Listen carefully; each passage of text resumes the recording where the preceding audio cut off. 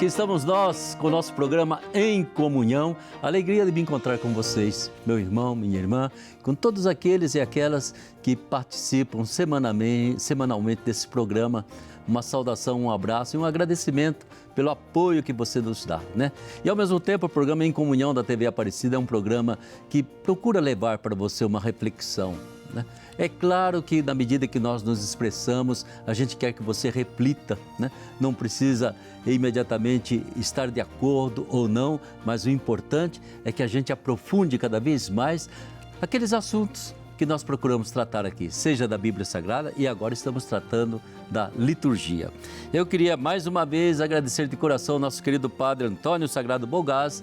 Ele está conosco também nesse programa, doutor em liturgia, professor de ITESP, não é mesmo? E ele está aí conosco. Seja bem-vindo mais uma vez, querido Padre Bogaz. Obrigado, que alegria estarmos juntos e no intuito fundamental de nossa vida, aprofundar a fé, celebrarmos com fé, celebrarmos bem. Celebrar bem significa tocar o coração de Deus e ser tocado por Deus em nosso coração. Isso é fundamental. Eu sempre lembro uma grande preocupação que diz que a vida litúrgica é a fascinação que nós temos da nossa fé. Porque tudo que nós cremos, tudo que nós vivemos no sentido religioso, no sentido pessoal, no sentido comunitário, na mística, tudo se expressa, tudo se concretiza na vida litúrgica, naquilo que nós estamos celebrando. É isso que nós queremos viver, uma liturgia, celebrar bem para viver melhor, viver bem para celebrar melhor. Bonito, belo trocadilho, né? E tá novamente dois padres mais experimentados, Bogaz e eu, e o padre Gustavo Martins, vigário de Nossa Senhora da Piedade. Diocese de Lorena, sacerdote, foi ordenado. Quantos meses de ordenação? 1 mês e alguns dias. 1 mês e alguns dias. Que alegria, é tão gostoso. Assim, para o padre Bogaz e eu, é como se a gente tivesse tido filhos que vão herdando aquilo que nós vivenciamos há 30, 40, 50 anos e mais até. Então, minha gente, a nossa conversa é exatamente sobre liturgia. E eu queria, mais uma vez, saudar também aquelas pessoas que, com todo carinho, vão acompanhando a gente. A dona Otacília Maria Silva, lá de Brasília, Distrito Federal. A Marina Pereira, de Araraquara, São Paulo. A Justina Maria Magalhães Guimarães, de Rio de Janeiro. E Paulo Fonseca, de Jacareí, São Paulo. E Daniele Medeiros, lá de Recife, Pernambuco. E você que está aí assistindo, se quiser mandar seu nome aqui para nós, a gente vai lembrar com muito carinho. Agradecemos demais o seu apoio. E queremos então, nesse momento, chamar o card que nos vem do livro de Números, capítulo 21, versículos de 7 a 9. Presta atenção nesse card. O povo dirigiu-se a Moisés dizendo: Pecamos reclamando contra Javé e contra ti. Pede a Javé que afaste de nós as serpentes. E Moisés rezou pelo povo. Javé disse-lhe: Faze para ti uma serpente venenosa e suspende-a numa haste. Todo aquele que for mordido e olhar para ela ficará com vida. Então Moisés fez uma serpente de bronze e suspendeu-a numa haste. Quando alguém era mordido por serpente, olhava para a serpente de bronze e ficava com vida. No programa de hoje a gente vai conversar um pouquinho sobre a simbologia litúrgica, né? E por isso que o texto, o card, já nos falou dessa serpente de bronze e há muitos mais símbolos. Mas antes eu gostaria que você prestasse atenção naquilo que faz parte da alma da nossa liturgia. E nós colocamos aqui pequenos expressões que dão exatamente aquilo que é a liturgia, glorificação da Trindade. Toda a liturgia é glorificação da Trindade. Toda a liturgia é também um memorial, de que já falamos para vocês, memorial. E é ação de graças, né?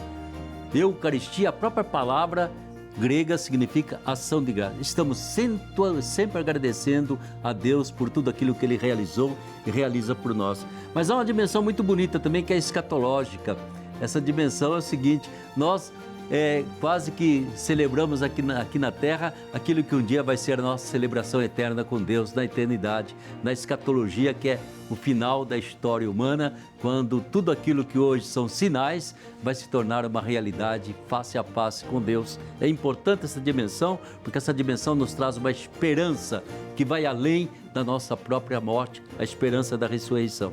E é também sempre súplica e intercessão que nós fazemos constantemente. Isso é muito importante, né? E daí que essa alma da liturgia, minha gente, ela não pode de modo algum, digamos assim, ser escondida. Ela tem que estar muito clara na consciência da gente e também em toda a simbologia que a gente usa. Padre Bogás estava fazendo um comentário assim bastante forte no nosso último programa, pelo perigo que nós temos de querer ainda voltar às simbologias que são antes de Jesus, né? Principalmente a insistência no sacrificial.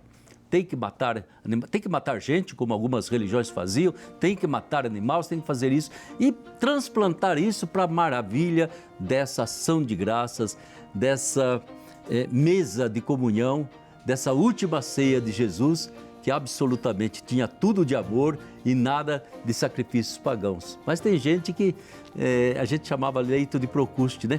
Corta a maravilha que Jesus fez e tenta colocar isso em moldes e estruturas, em, molduras antigas. E tem gente sempre tentada a fazer isso, né?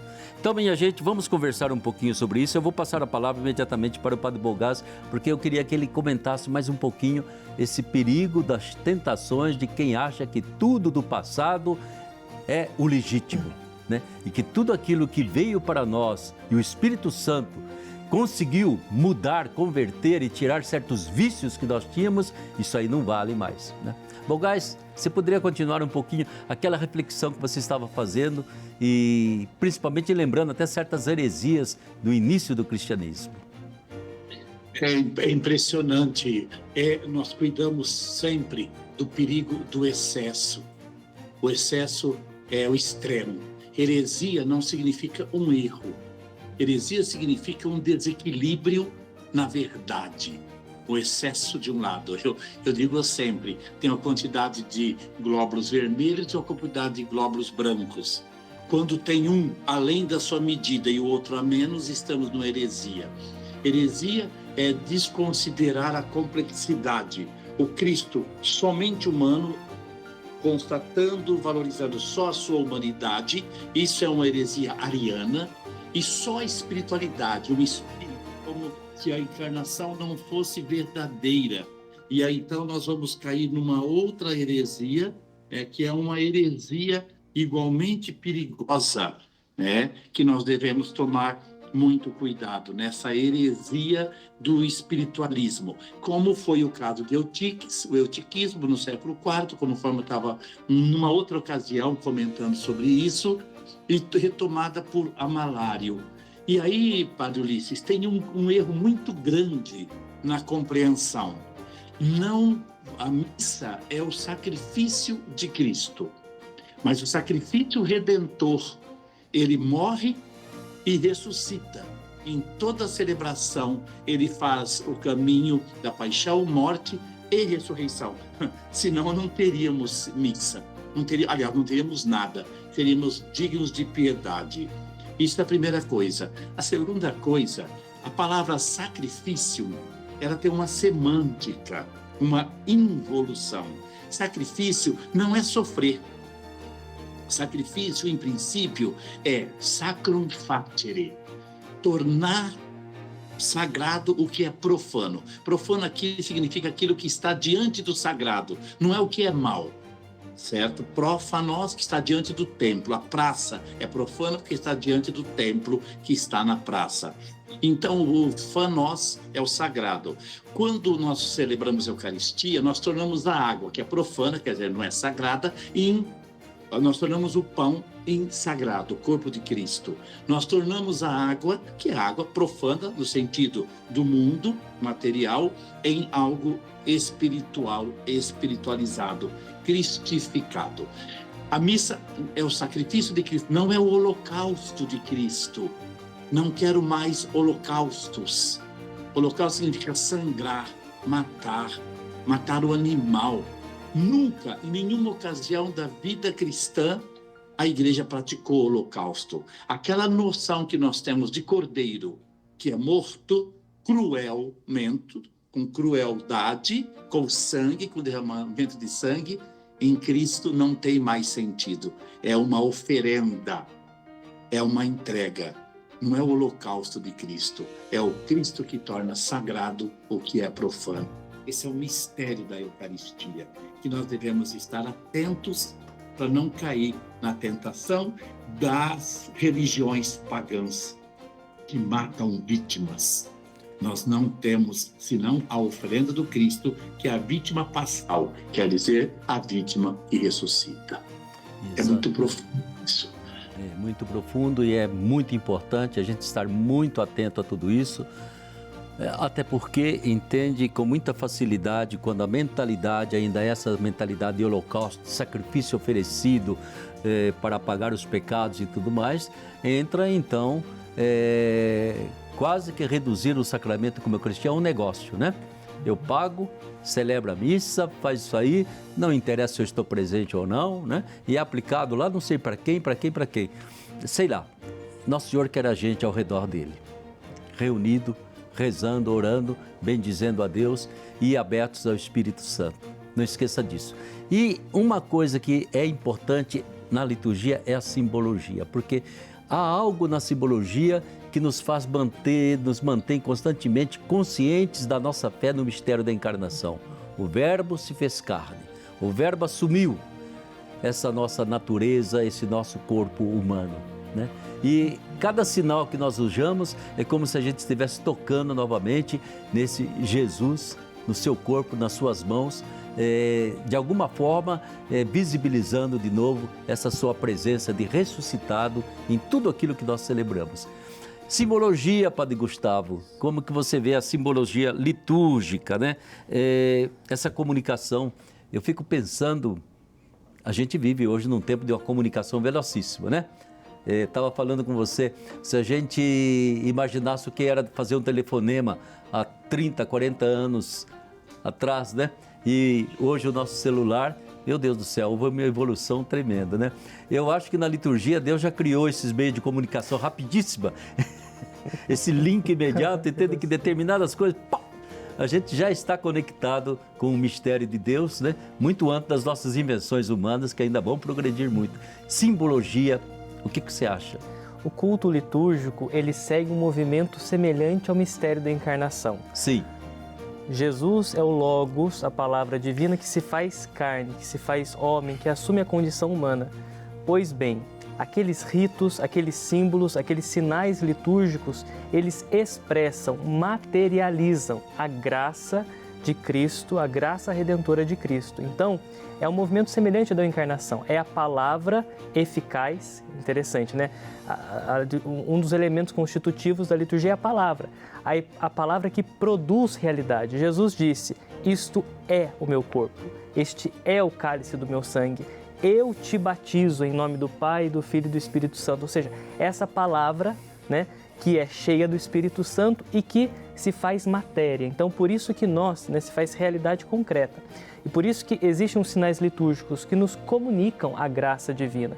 E por isso que é Deus, né, que assume a nossa condição humana em todos os seus sentidos, para nos comunicar a graça através da nossa captação dos nossos 5 sentidos. Então, nós podemos apreender essa graça porque o Cristo nos toca a partir da sua humanidade divinizada, né? Glorificada, através dos símbolos e sinais litúrgicos. Então, o símbolo não é uma linguagem estética, né? Uma linguagem mais ou menos artística. Não, sim. O símbolo é o canal por meio do qual Cristo continua tocando em nossos corações, em nossas almas, a comunidade celebrativa que se reúne no nome dele para celebrar a liturgia.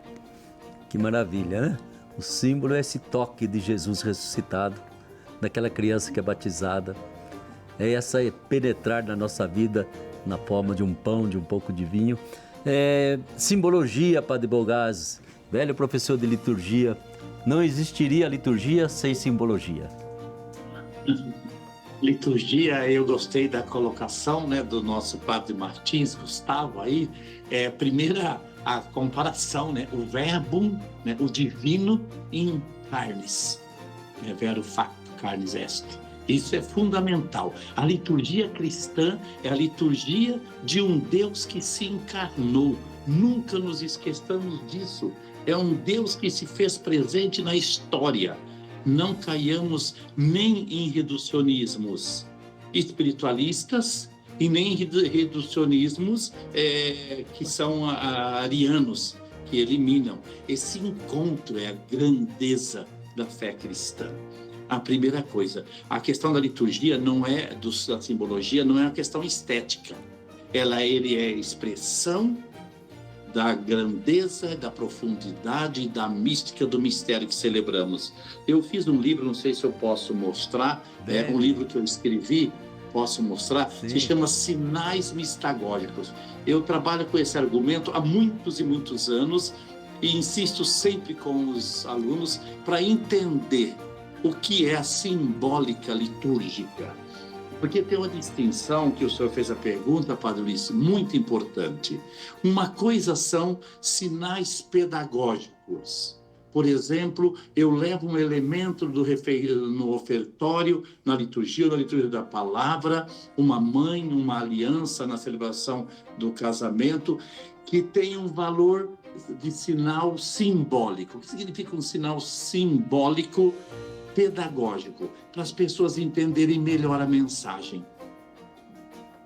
Ela remete ao mistério. Quando eu pego a aliança, quando eu pego um vaso, quando eu pego um vaso de flor, o lírio, esses são símbolos que nós chamamos de sinais pedagógicos. Quando eu toco um sinal que é simplesmente pedagógico, como a imagem de Nossa Senhora, entendeu? E ele é abençoado, ele é consagrado, ele se torna um sinal mistagógico, porque é um sinal que contém o mistério. É um sinal que eu não jogo mais fora. Ninguém joga fora uma imagem de Nossa Senhora Aparecida, sobretudo se ela foi abençoada, se ela recebeu um rosário, algum objeto, uma relíquia. São sinais mistagógicos que conduzem ao mistério. Sim. E simbólica é mais profundo ainda. Claro, quando o sinal que eu uso, que é um elemento sensível, contém um mistério. A água que me torna filho de Deus. O escapulário que me protege.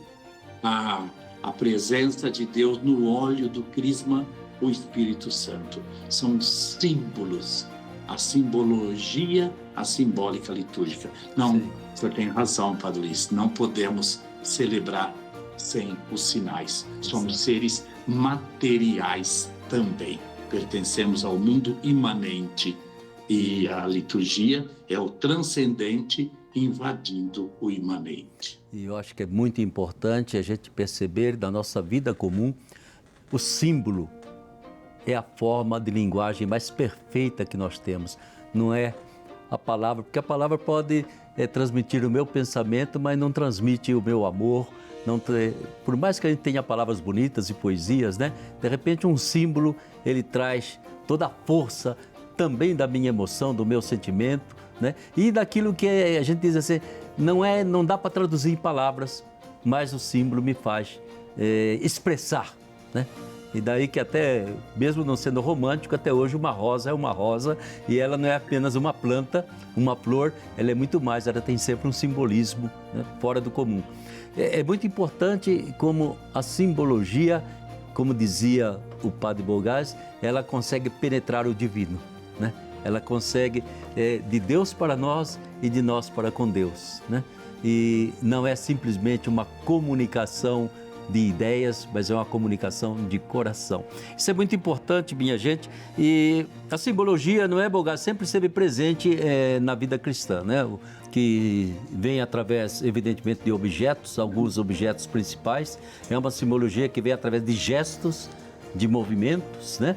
E é importante também, esses gestos e movimentos, eles têm a sua significação, né? Principalmente esse bendito gesto de Epíclise, de Espírito Santo, que é invocado constantemente, ele é importantíssimo. Comente mais um pouco para nós exatamente essa simbologia que vem em termos, desde um livro, que é um missal, um livro da Palavra de Deus, e outros objetos que estão presentes, vem também nas vestes que a gente usa, né?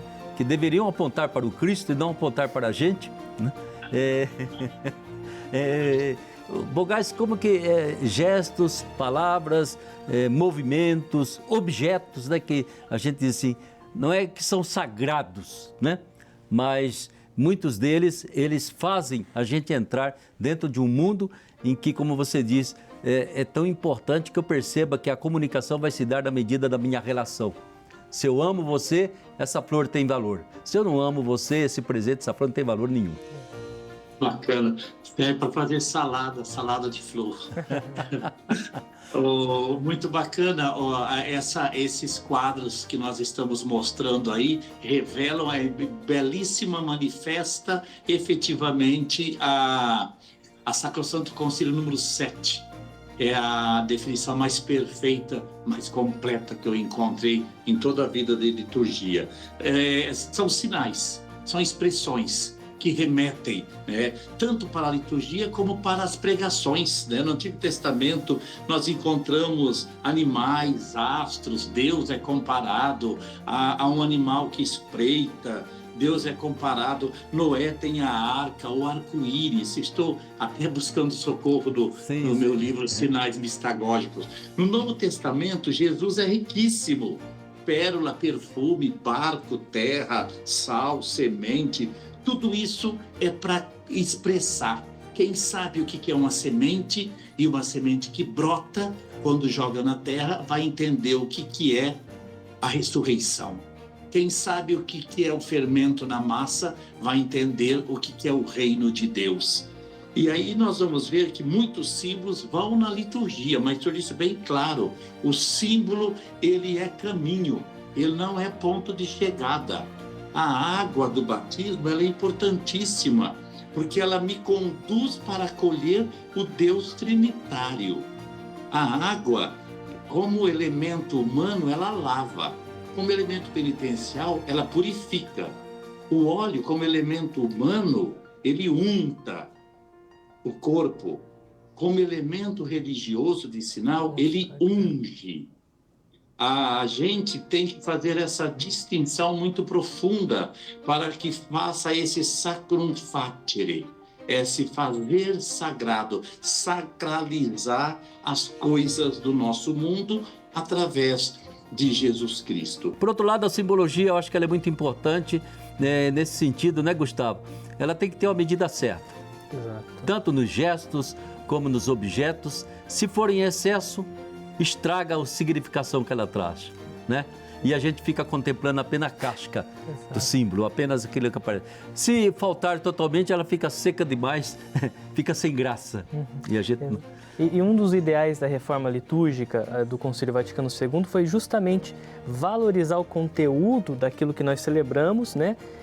Também repensando elementos simbólicos que, devido à modificação do tempo, né, foram perdendo o seu referencial, né, ou melhor, aquilo que eles referem, o referido. Então é importante saber que os símbolos são necessários e a liturgia é constituída de símbolos, mas em excesso, ou seja, se eu começar a produzir criativamente coisas simbólicas da minha cabeça, isso não vai ser um símbolo que não vai ligar nada a ninguém, né? O símbolo precisa me relacionar com Deus. Os símbolos litúrgicos são inspirados, são cheios do Espírito Santo, porque não foi uma cabeça humana simplesmente que pensou, mas a igreja, dentro da sua tradição e a partir daquilo que ela recebeu do próprio Cristo, apresenta e celebra esses símbolos. Então, como eu disse, são janelas abertas que nos fazem contemplar, novamente o sentido aqui, a visão, né? Ver, né, a majestade de Deus, a grandeza, mas na nossa vida, Deus que se faz presente no nós da comunidade celebrativa. Então, os símbolos são essa janela e o excesso de símbolos, né, ou de símbolos que perdem o seu objeto referido, podem nos conduzir não à celebração do mistério de Deus, mas à celebração de algo que nós não compreendemos, não por ser mistério, mas porque nós não temos esse arcabouço simbólico para compreendê-lo. Por outro lado, o Padre Bogás pode me confirmar ou pode também objetar, mas a gente tem um espaço ou uma necessidade, uma obrigação de enculturar a simbologia toda da liturgia. Estamos distantes demais disso aí, né? A gente ainda está vivendo de traduções, celebrar algo que foi traduzido do latim. Ainda, pobre Jesus, né? Ele não poderia ter celebrado nenhuma missa se ele fosse depender de determinadas condições que exige hoje. Nem a última ceia teria sido celebrada. Ou seja, falta essa enculturação. Falta esse aproximar-se daquilo que já é símbolo para o nosso povo e não a gente ter que explicar toda vez tudo de novo porque não é símbolo. O que significa isso? Eu não sei, é um negócio meio misterioso e eu acho que essa enculturação da simbologia ainda é um caminho a ser feito. Não sei como o Bogás vê, mas realmente os nossos rituais ainda são um pouco herméticos, apesar de serem feitos em português, né? Ainda passa de helicóptero sobre a cabeça da humanidade, da comunidade muitas vezes, né? Já encerrando o nosso encontro, falamos de liturgia, falamos aí da simbologia, falamos do sentido mais profundo, isso tudo é importante, né? Eu gostaria que o Padre Bogás, que é professor nessa área, ele colocasse já tantas colocações bonitas, mas exatamente isso aquilo que nós já temos, mas ainda não. Já agora e ainda nos falta caminhar num sentido mais profundo de que envolvesse uma participação mais ativa, mais atuante da própria comunidade com a sua cultura, né? Que não é simplesmente fazer o que está escrito na rubrica, como você dizia. Interessante, professor, isso mereceria um encontro especial sobre um tema: adaptação litúrgica, enculturação, criatividade, esses temas que enriquecem a liturgia e a tornam mais próxima das pessoas, da comunidade. A liturgia é uma elaboração histórica. O arsenal litúrgico, o repertório litúrgico foi uma construção histórica. Não foi Jesus quem estipulou as cores, que estipulou as vestes, que estipulou os textos. Eles foram sendo elaborados, mas alguns deles foram sendo depois oficializados e cristalizados a partir do Império Romano, a partir de experiências monásticas, a partir de culturas, né, distantes. Muitos vêm da Bíblia, outros não. Ora, a gente no momento cristalizou para evitar heresias, né, e depois para a América Latina veio uma liturgia totalmente de outro continente, para resolver um problema da Europa, por exemplo. Então, é preciso ter sensibilidade para que as pessoas que estejam participando entendam o que estão celebrando, sejam sinais sensíveis. Para nós, o preto era sinal de luto ou é sinal de luto. No mundo asiático, é o branco. Para o mundo europeu, o branco é sinal de festa. Para o mundo latino-americano, indígena, afro, é o colorido. Então, esses pequenos elementos, nós precisamos ir ao encontro, sem perder a unidade substancial do ritual romano. Sacrosanto Concílio 37. Na Sacrosanto Concílio, que é o documento do Vaticano II sobre a liturgia, é impressionante, sobre a liturgia, nós entendemos isto. A liturgia precisa ser adaptada à mentalidade e à cultura dos povos, sem cair em superstições e sem perder a unidade substancial da igreja importa, todos nós nos sentimos no mundo inteiro e somos fiéis do mesmo Deus, Jesus Cristo, celebrando o mistério pascal, Jesus Cristo vivo e ressuscitado. Os elementos, o repertório é preciso variar. Por quê? Em algum lugar, para eu dar uma flor, aquela flor significa amor. Em outro lugar, aquela flor significa velório.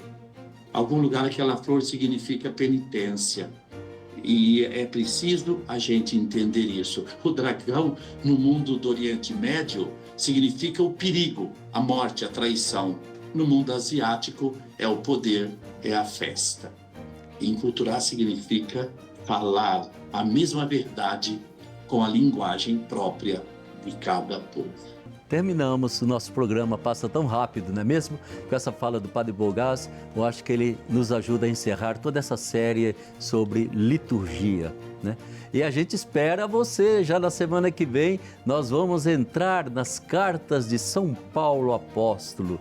E você vai poder aprender tanto com essas cartas. Esperamos então a sua presença, na medida em que cada vez que você partilha e participa conosco, nós também podemos partilhar com vocês. Esperamos que o Espírito Santo plante no seu coração aquilo que realmente pode ser de proveito para a sua vivência, para a sua fé, para a sua vida em comunidade, comunidade litúrgica, comunidade de Jesus. Aquele abraço, fique com a bênção.